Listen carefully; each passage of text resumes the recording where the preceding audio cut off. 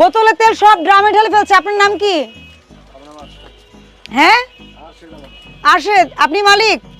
উনি মালিক? আপনার নাম কি? এদিকে আসেন। 380 টাকাও রাখছে আবার।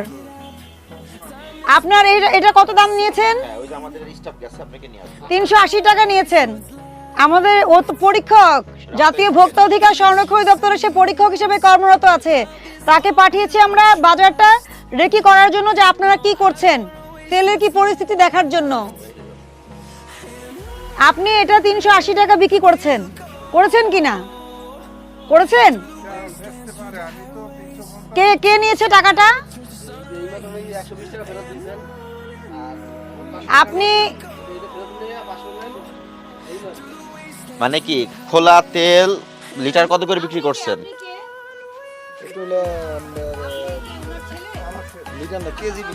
কত করে কেজি বিক্রি করেন? 200 টাকা। আর এটা কিনেছেন আপনি, এটা কত করে পড়েছে? 175 টাকা। 25 টাকার লোভ সামলাতে পারেন না আপনি, এই জন্য বোতল কেটে খোলা করে কেজি হিসেবে বিক্রি করা শুরু করে দিচ্ছেন। এই যে এগুলো তো সব কেটেছেন। শুধু 40 ধারায় আপনি অতিরিক্ত মূল্যে পণ্য বিক্রি করেছেন, 50,000 টাকা জরিমানা, 1 বছরের জেল। আর আপনি এখন যে কাজটা করছেন, মোড়কজাত তেল আপনি ড্রামে ঢেলে ফেলতেছেন, এরপরে বলবেন যে কোম্পানি তেল দেয় না। এটা বলবেন কিনা আপনি? আপনারা তো এগুলোই করছেন। আমাদের কাছে তথ্য আছে, আমরা তথ্যের ভিত্তিতে আসছি। 350 টাকার তেল 380 টাকা বিক্রি করেছেন, এটা প্রথম অপরাধ।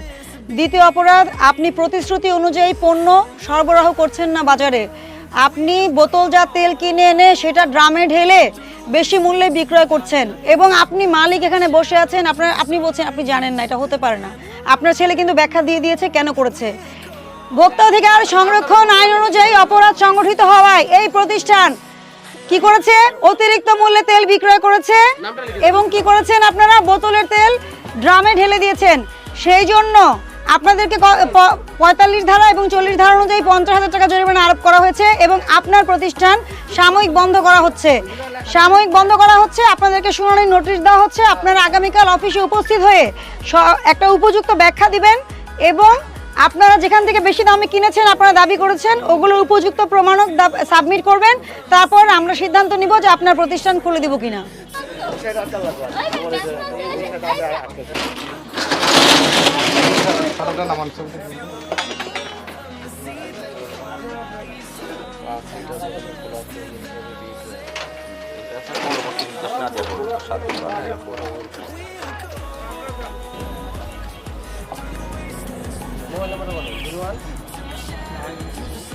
সেক্রেটারি সাহেব, আপনাকে আমি দোকানের চাবি বুঝিয়ে দিয়ে গেলাম।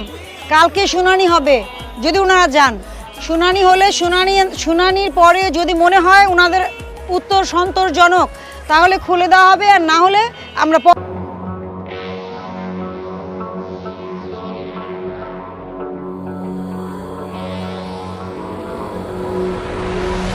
Some things aren't meant to be fair. I know